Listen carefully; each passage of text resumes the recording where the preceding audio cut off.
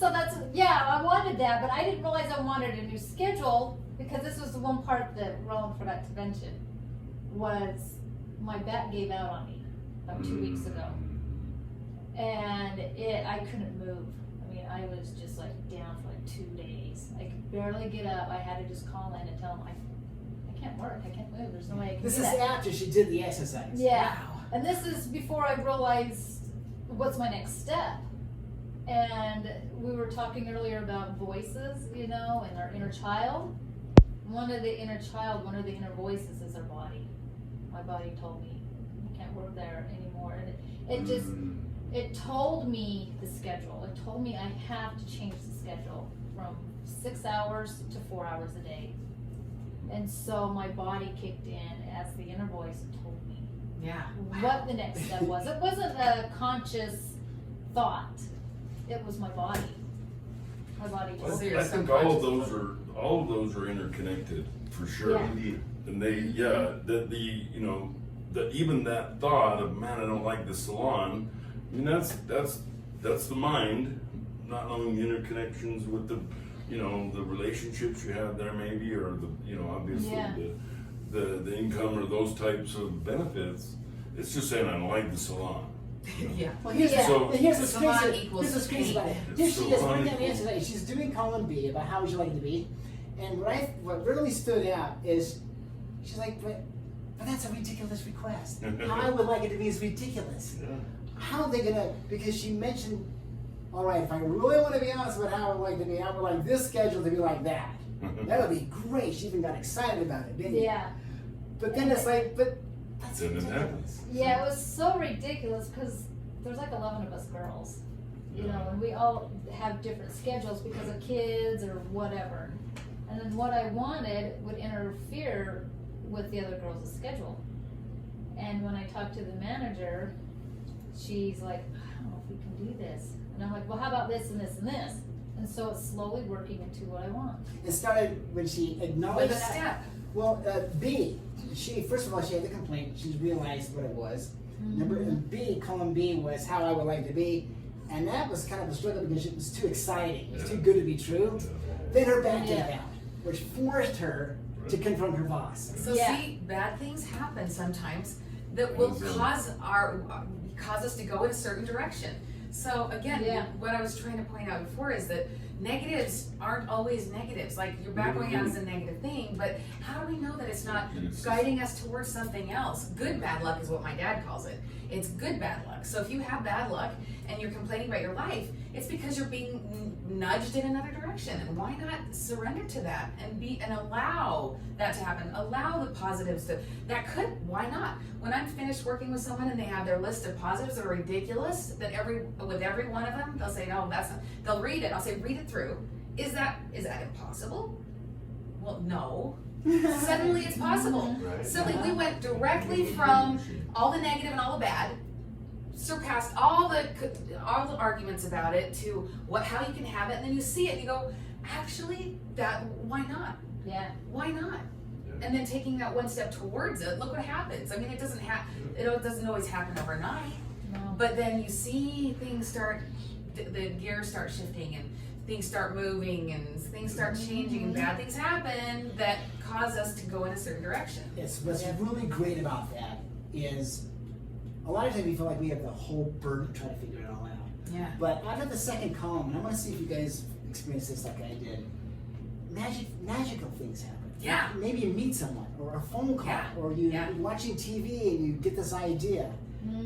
Just it's like, this is coming from. Yeah. You know? Yeah. Well, it may or may not even seem that magical, but listen to what Salina said, right? She said, I had this schedule, and maybe even her mind knew her back was going to have problems, you know what I mean?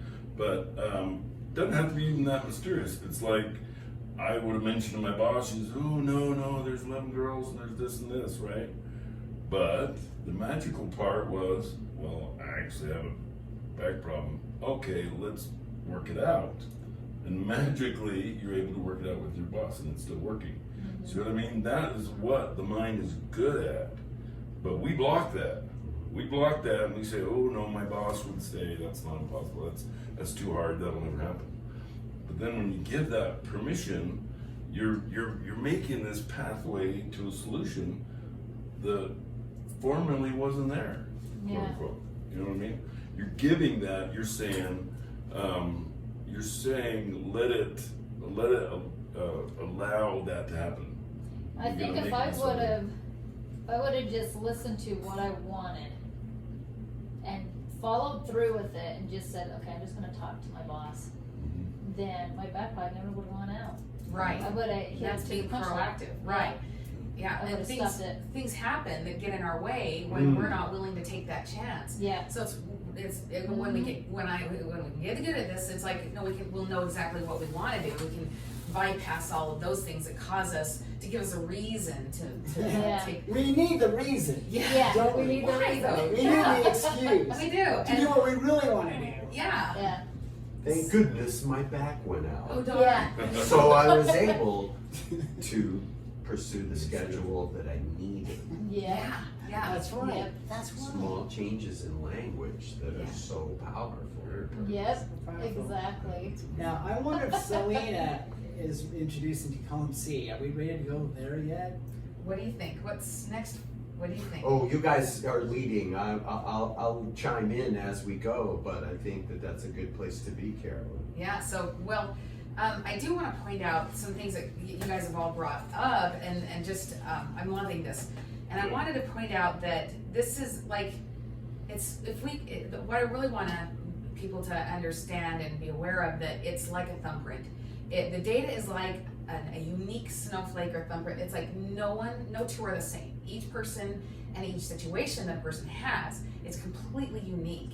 And so it's just a thumbprint on the negative, all the negatives is a thumbprint, switches over to a positive. So if I it's all unique. if I share the same experience as someone else, mine is more unique than the other person, even though it might be the same. Like if we both are Having the same if we both situation. got fired from our jobs, You'll see it totally different. just completely You'll different. react differently. You'll see it differently. The Everyone, solution, the answer, and the everything's direction is different. completely different. you'll be in the same room with someone, and one person can be in hell, another person can be just having a great time. One person is wanting to get home, and another person is. It doesn't matter where you're at. It's just what's going on in here. And so, and again, it's all perception. This is a perception shift. Like you can be in the same situation, same place, but then your whole world can change in minutes.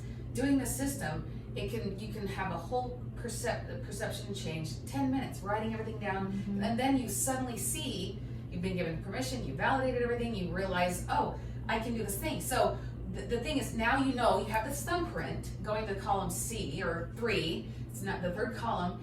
You now have the opportunity to take steps towards what it is that thing. So we went from all this negative, oh, life is horrible and all these things, and I'm on every level, everything's awful. You switch it to how you want it to be. You read it 3 times in different ways so that you can carve those neural pathways in your mind, and so again, repetition and habit is really important. But you read it 3 times, backwards, forwards, whatever, and it resonates. And if there's something about it that isn't really pinging, then you change it. But you get it to that, and it's like magical. It's a kind of addictive, where it's like you look at that and you read it, and it's like, I want that, and you want that to happen.